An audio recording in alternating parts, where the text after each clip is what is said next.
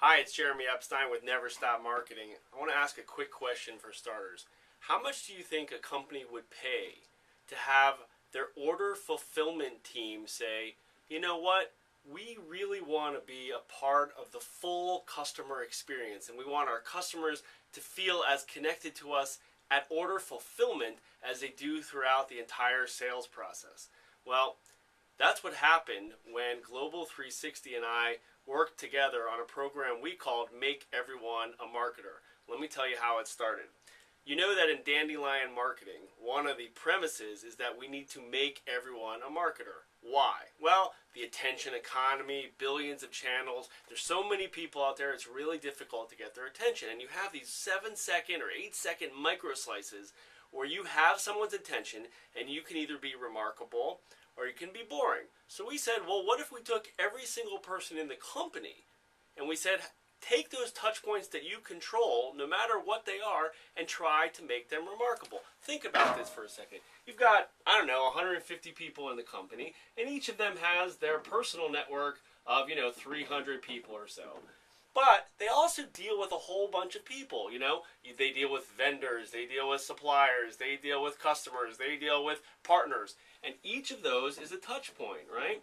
And if you can create remarkable experiences that gives each of those people, whether personal or professional connections, a reason to talk about you, then they can extend your story and your marketing message, as it were, out to their permission-based networks, and all of a sudden, you've got some tremendous scale. So we said, okay, well, how can we go about making the order fulfillment people a marketer? So we said, all right, let's take them through a couple-step process. Step one, we said, is we need to introduce them to the ideas of the attention economy, permission, all of those things, right? So we wanted to share them, just sort of give them the basic macro view. Fine, we did that in an hour-long webcast.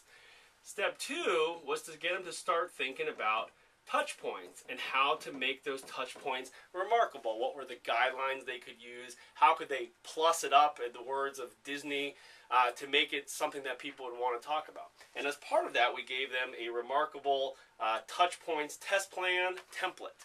Very simple, as you can see. And all they would say is, which touch points are you going to test?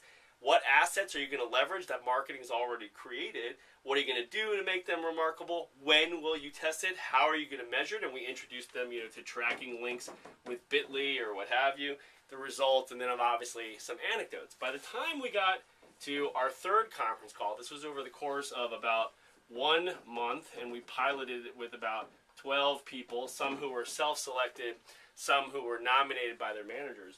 We already had some pretty cool results.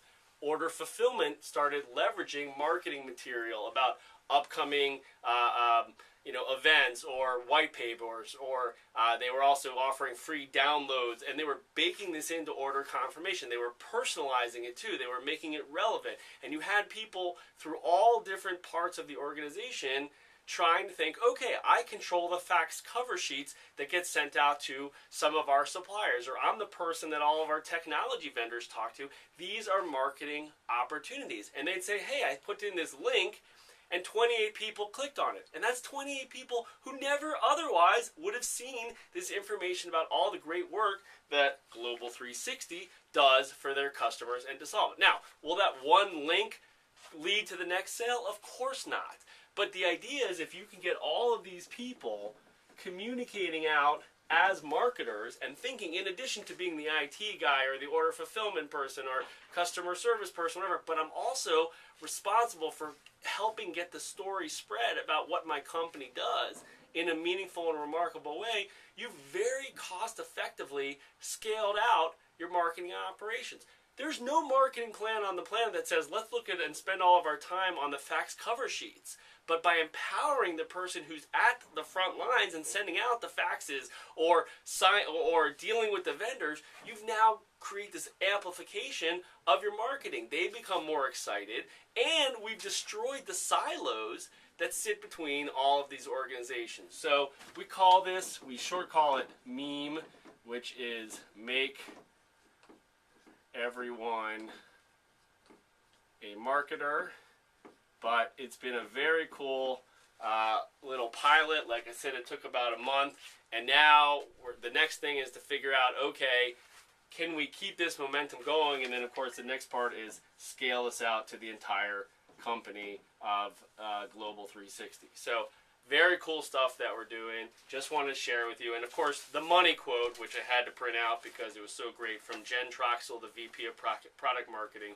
She said, "We could never have gotten this kind of company involvement without a program like this." So just had to throw that in there. Anyway, make everyone a marketer. That's a key to success in the attention economy. You can't buy enough attention with your money. You don't own enough assets to get people's, so you have to earn it. And you can scale out your earned attention asset by helping the people who are naturally invested in your company understand that their role means I'm also a marketer and I can do it in a genuine and remarkable way.